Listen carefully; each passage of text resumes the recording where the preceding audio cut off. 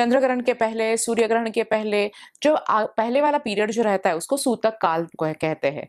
तो चंद्र ग्रहण में ये सूतक काल 9 घंटे का रहता है, जो शुरू होता है शाम के 4:30 बजे से। गर्भावस्था में ग्रहण को लेके बहुत सारी धारणाएं होती हैं कि गर्भावस्था में ग्रहण में आपको घर से बाहर नहीं जाना है, आपको पकाया हुआ खाना नहीं खाना है, आपको पकाना भी नहीं है। इसके साथ ही साथ जैसे कि चाकू, छुरी जैसे धारदार शस्त्रों को आपके पास नहीं रखना है।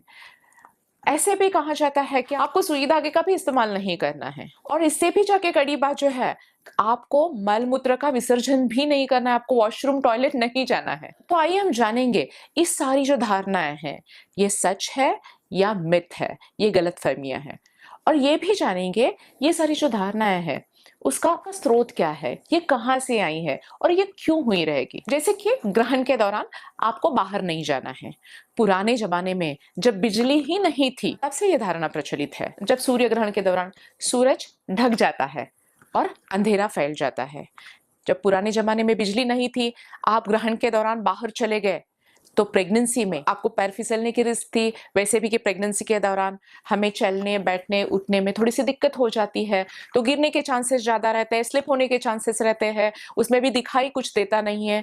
शायद उसी से वो धारणा आगे आई है और इसीलिए प्रेगनेंसी के दौरान आपको बाहर नहीं जाना है, ये सोच प्रचलित हुई है। दूसरी एक धारणा रहती है, जब आप ग्रहण को देखते हैं, ग्रहण की तरफ देखते हैं, जब चंद्रमा की और सूरज की तरफ देखते हैं तो आपकी आंखों की रोशनी चली जाती है। इसका रीजन ये हो सकता है, जब सूर्य ग्रहण में बाकी सब अंधेरा होता है और जो थोड़ा सा सूरज हमें दिखाई देता है, ढकता हुआ सूरज जैसे खुल जाता है, जो सूरज से किरण आते हैं, जो हम देखने की कोशिश करते हैं और जब लगातार दिखने की कोशिश करते हैं तो हमारे आंखों को थोड़ी ईजा हो जाती है। जो हमारे आंखों के पीछे जो पर्दा रहता है, जिसको हम रेटिना बोलते हैं, उस पर बर्न हो जाता है। ये सूरज के किरणों से, रेडिएशन से ब्लाइंडनेस हो जाती है, उसको इक्लिप्स ब्लाइंडनेस बोलते हैं। ग्रहण को देखने के लिए गॉगल्स का इस्तेमाल होता है, तो उससे आप ग्रहण को देख सकते हैं। लेकिन प्रेगनेंसी के दौरान आपने ग्रहण को देख लिया तो आपके बेबी की आंखों की रोशनी चली जाती है, ये तो सरासर मिथ है।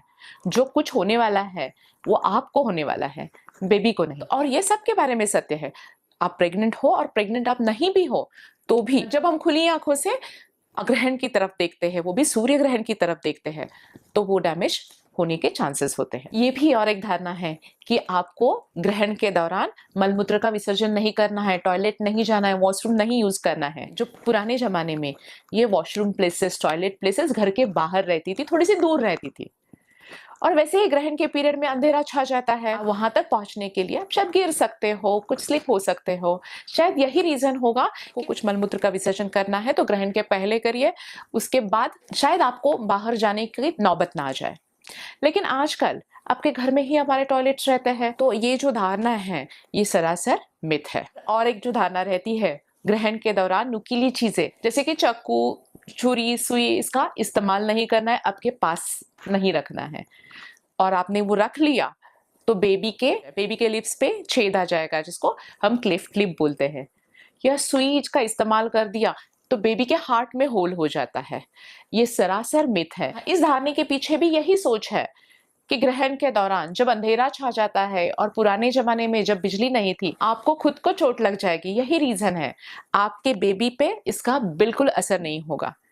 क्योंकि बेबी अंदर पेट में बहुत सुरक्षित है। और एक धारणा थी, जो ग्रहण के दौरान आपको कुछ पकाना नहीं है और ग्रहण के दौरान कुछ खाना नहीं है, और ग्रहण के पहले जो पकाई हुई चीज है उसको बाद में नहीं खाना है, वो फेंक देनी है। ये धारणा के पीछे भी शायद यही सोच रहेगी। जब आप कुकिंग करते हो तो आपको बहुत सारी मूवमेंट्स करनी होती है, यहाँ से यहाँ उठाना होता है, और जब बिजली नहीं थी तो अंधेरों में करने में थोड़ी सी रिस्क हो जाती है। आपको चोट नहीं पहुंचनी चाहिए, इसीलिए ये सारी धारणा